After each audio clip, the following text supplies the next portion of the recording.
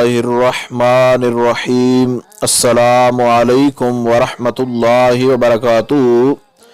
बात करेंगे आज शब बारात के वजीफ़ा के हवाला से कि कौन सा ऐसा वजीफ़ा है कि जिसके करने से इंसान की अल्लाह रब्बुल ज़ुल जलाल हर दुआ जो है वो कबूल फरमा लेता है, और इंसान जो भी अपने रब से इल्तिजा करता है, अल्लाह रब्बुल ज़ुल जलाल अपने बंदे की वो इल्तिजा, वो दुआ, वो निदा जो है वो सुनकर खालिक़े कायनात उसको पूरा फरमाता है।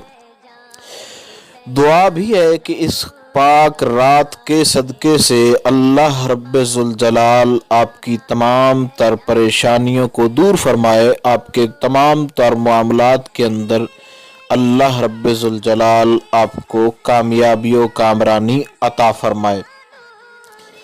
इंतहाई आसान, लाजवाब और मुजर्रब तरीन ये वजीफ़ा है। दो रब्बुल ज़ुल जलाल के अस्माए गिरामी हैं, इनको आपने पढ़ना है। अल्लाह रब्बुल ज़ुल जलाल के इन दो नामों को सिर्फ़ और सिर्फ आपने 33 टाइम 33 बार आपने पढ़ना है।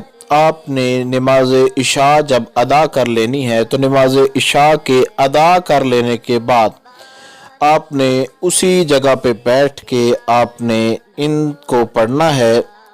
चाहे तो आप नमाज इशा के बाद फजर तक इस वजीफ़ा को वैसे किया जा सकता है, तो आप कोशिश करें कि नमाज वाली जगह पर जब आप इसको करने लगे तो नमाज वाली जगह जो है, जो मुख्तस की हुई है कि यहाँ पर नमाज पढ़ते हैं, या घर में जो जगह मस्जिद के लिए मुख्तस की हुई है, उस जगह पे बैठकर इस वजीफ़ा को पढ़ा जाए 33 बार। अल्लाह रब्बुल ज़ुल जलाल के दो अस्माए गिरामी, या मुजीबो या फत्ताहो, या मुजीबो या फत्ताहो, या मुजीबो या फत्ताहो, ये दो अल्लाह रब्बुल ज़ुल जलाल के अस्माए गिरामी हैं।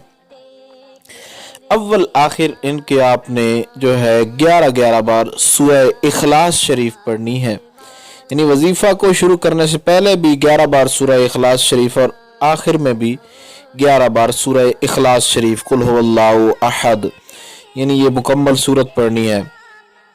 तो ये वजीफ़ा आपने इस तरीके के साथ करना है, और जब करें तो बिल्कुल यकीन कामिल के साथ आप इसको करें।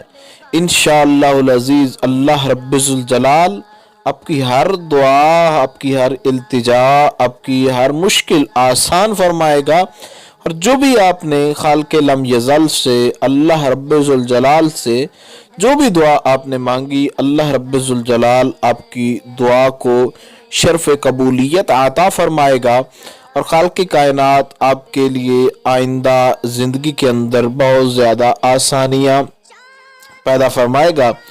और हर मुश्किल के लिए आप इसको कर सकते हैं। कोशिश करें कि इसको जो है एक मकसद के लिए एक बार, दूसरे मकसद के लिए दूसरे बार, इस वजीफ़ा को 10 बार भी किया जा सकता है। मुख्तलिफ मकासद के लिए एक बार भी पढ़ा जा सकता है।